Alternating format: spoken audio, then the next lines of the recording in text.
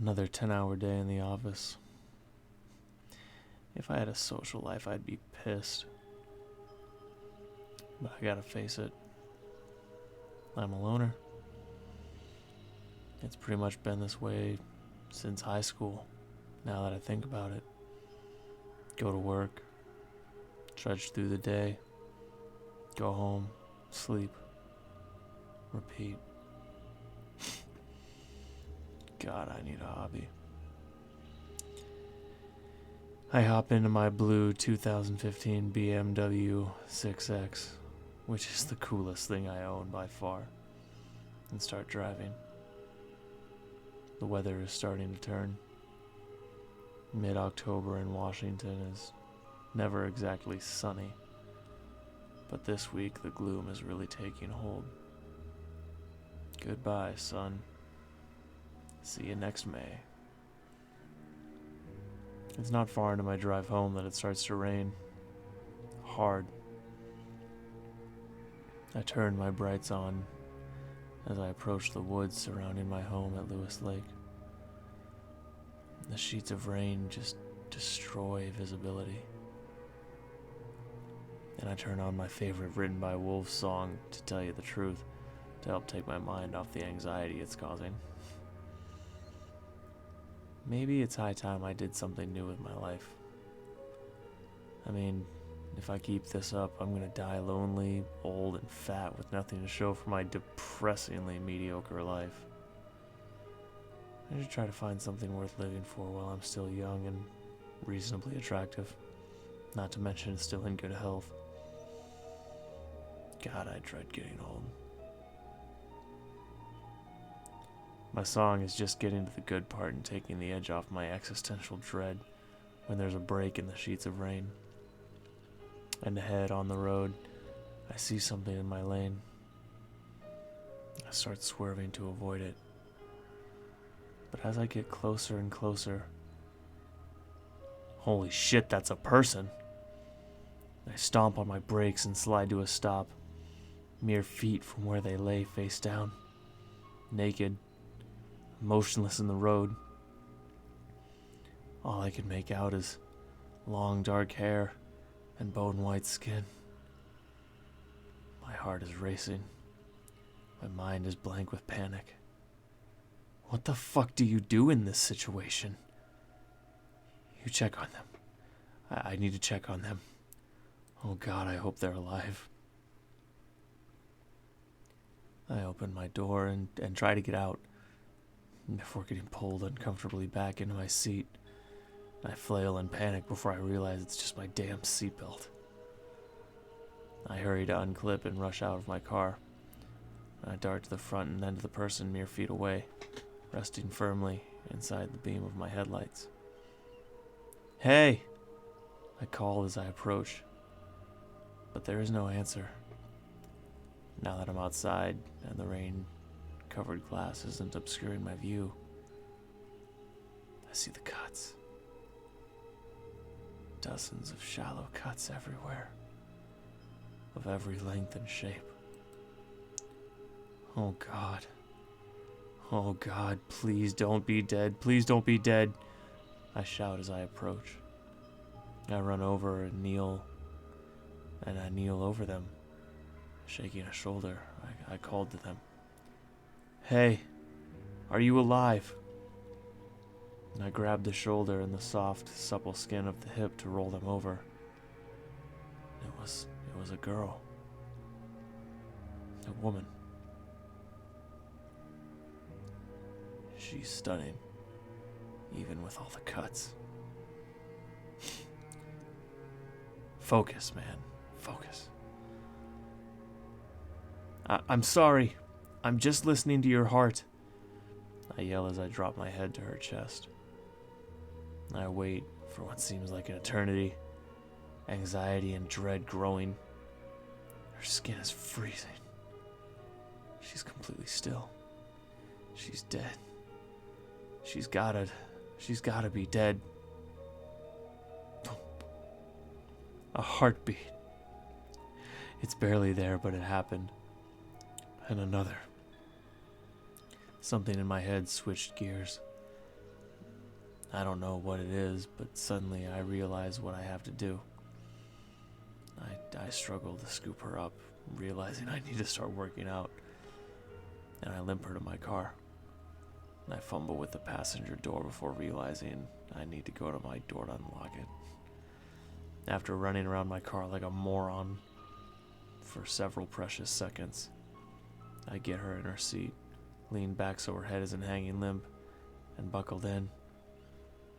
I've never moved faster in my life than running to my driver's seat. I slam the door shut, and in my adrenaline-fueled panic, I whip a Yui so hard I almost skid into the ditch. But somehow I manage to save it and dart back off towards Spanaway. I must break every traffic law in the book on the way. And the fact I don't get hit or seen by the cops is nothing short of a miracle. I pull into the only emergency medical place I know of for miles and hurry to get her door open and carry her inside. The rain sheets down on us, soaking my clothes even more. Come on, stupid sliding doors. For fuck's sake, I remember yelling. They finally open enough for me to wedge through, and I run to the front desk, panting and dripping. Oh my God, Gurney! The lady at the front desk calls. Within seconds, 2 nurses are helping me load her onto a sterile white gurney. The sheets instantly begin to turn pink with her blood. On pure reflex, I began following them to the back. So, I heard something mumbling at my side, and I turned my head to see the nurse was speaking to me. What? I beg, confused. What's her blood type? I don't know. What happened? I don't know. How do you know the patient? I was driving home and she was there in the road. I stopped to see if she was okay. Okay, sir, I'm going to have to ask you to wait in the waiting room. Is she going to be okay? Sir, please go to the waiting room. We'll do everything we can. I seem to tune into reality enough to realize I need to stop following and let them work.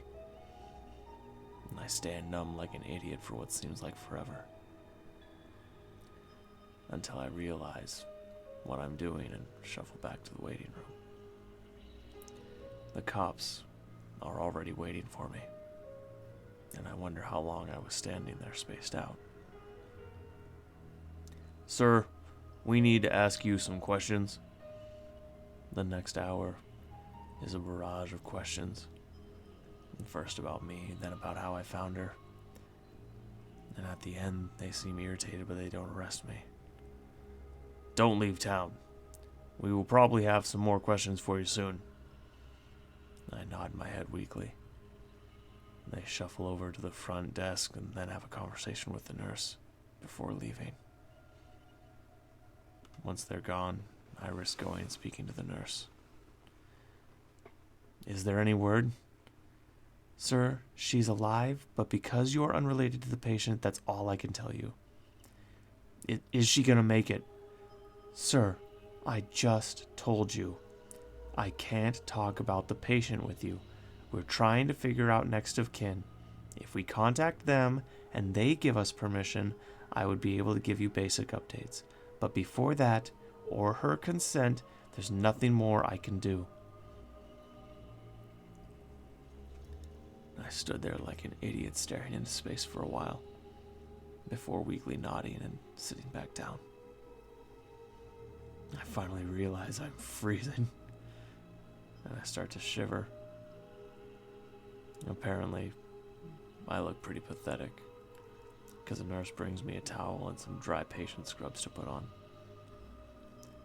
I nod to her and say thanks before shuffling off to the bathroom to change. I sit back down and I wait, unsure of what to do. Should I go home? Should I call someone else? Who would I call?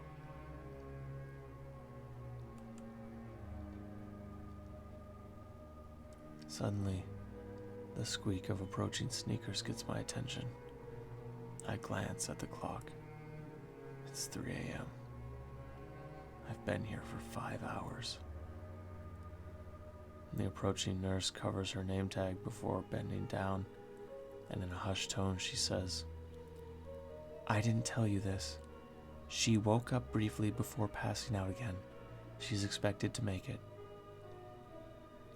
I nod and mumble thank you as quiet as I can before the nurse strides away, apparently wanting to not draw attention.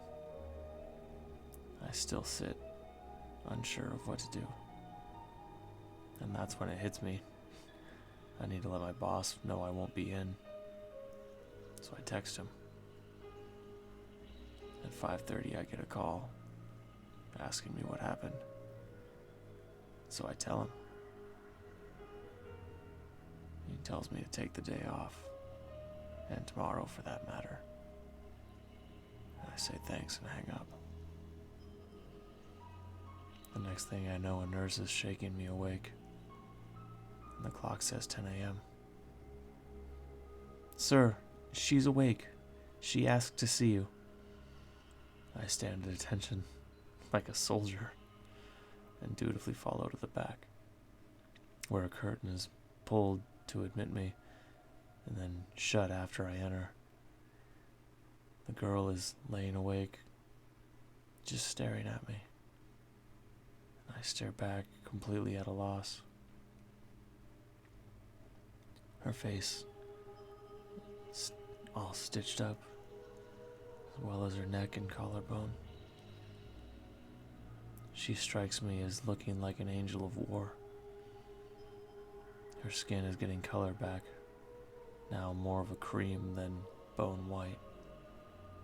Her dark blue eyes are soft and hold a hint of fear.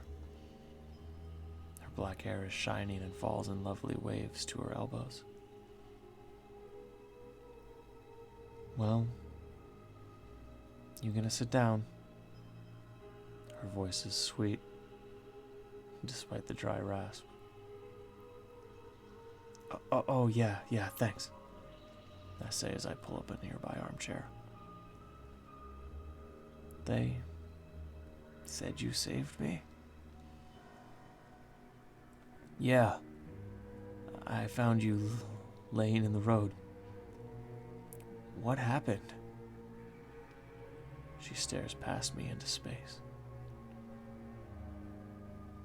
"You wouldn't believe me," she whispers. "Yes, I would," I said on reflex. "No, you won't," she says, defeated. I try to look comforting and I just sit in the chair patiently, unsure of what to do. I feel like a useless lump. I absent-mindedly stare at the clock on the wall. 1 minute, 2, 3.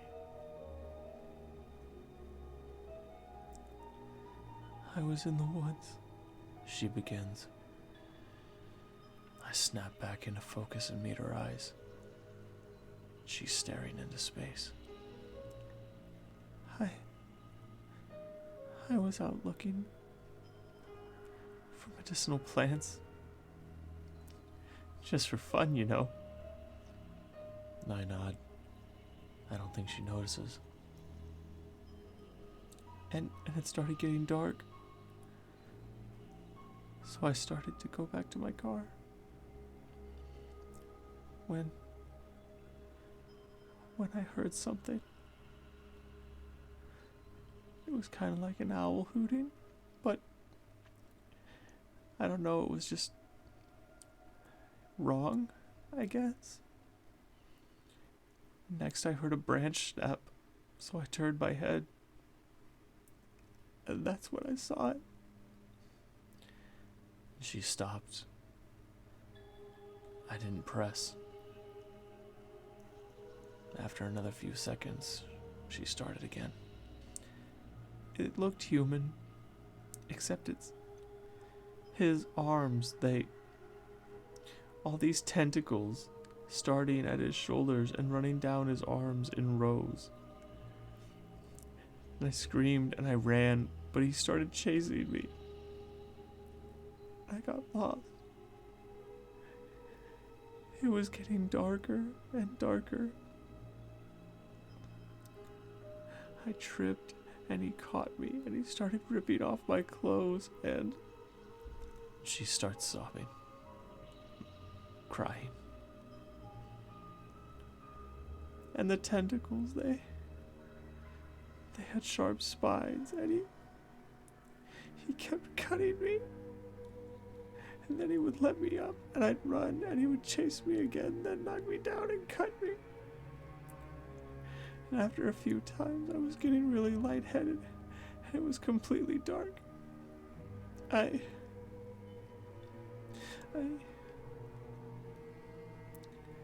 At some point I had reached over and took her hand. She was squeezing like she wanted to break it. Tears flow down her cheeks as she continues. It tried to pry my legs apart. And I was so scared. He was about to... She stops and shudders, whimpering a little bit before going on. Then, something smashed into it and knocked it off me. I was so scared.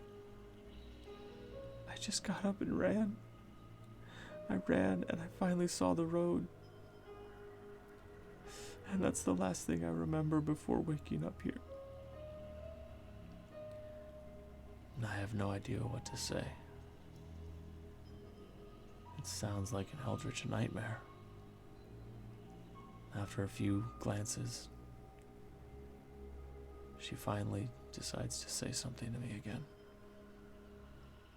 "You don't believe me," she says, defeated and broken. And something in my chest immediately felt so hot. I felt the heat rise in my face.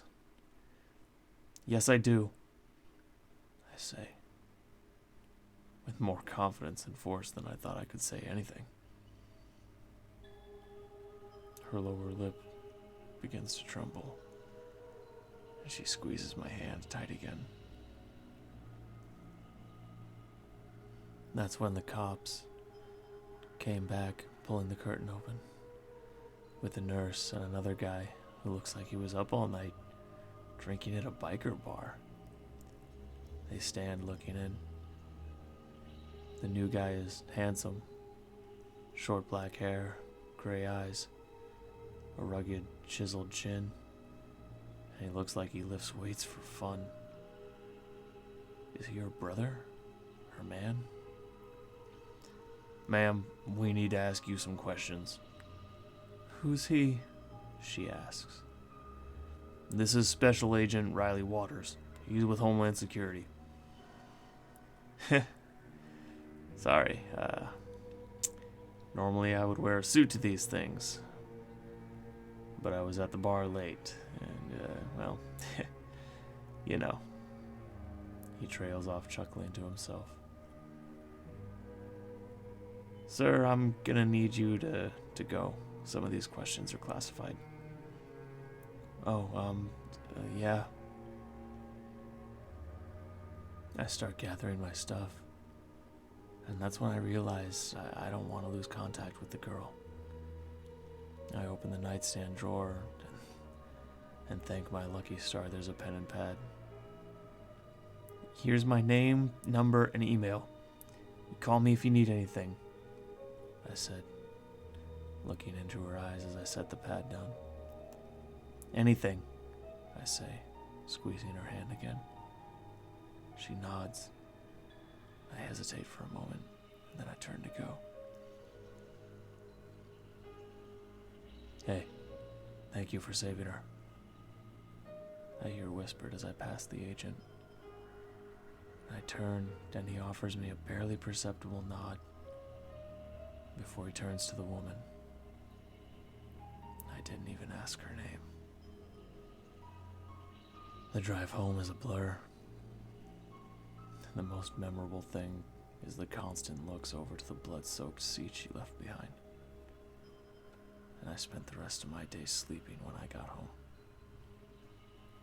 I wake up early in the morning to a phone call. "Hello?" I answered, groggy. "Hi, is this Tim?" "Speaking." "This is Lily. You saved me last night?" "Great. I mean, yeah, of course I remember. I mean, not that you asked. Yeah, if I remembered you, how are you?" I thought I heard a giggle through the phone. It was almost like she tried to cover it. "They're releasing me, but I don't want to go home alone. Would you pick me up?" And of course, I went to get her.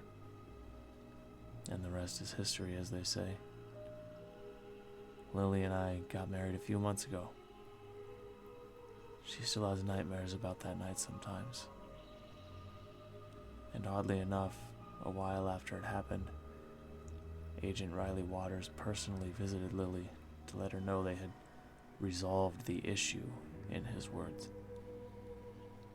Lily doesn't like to talk about it, and she's self-conscious about all of her scars. And I would never tell her, but I'm secretly thankful that it all went down the way it did. Because if it hadn't happened that way, I wouldn't have her. I wouldn't have found my reason for living.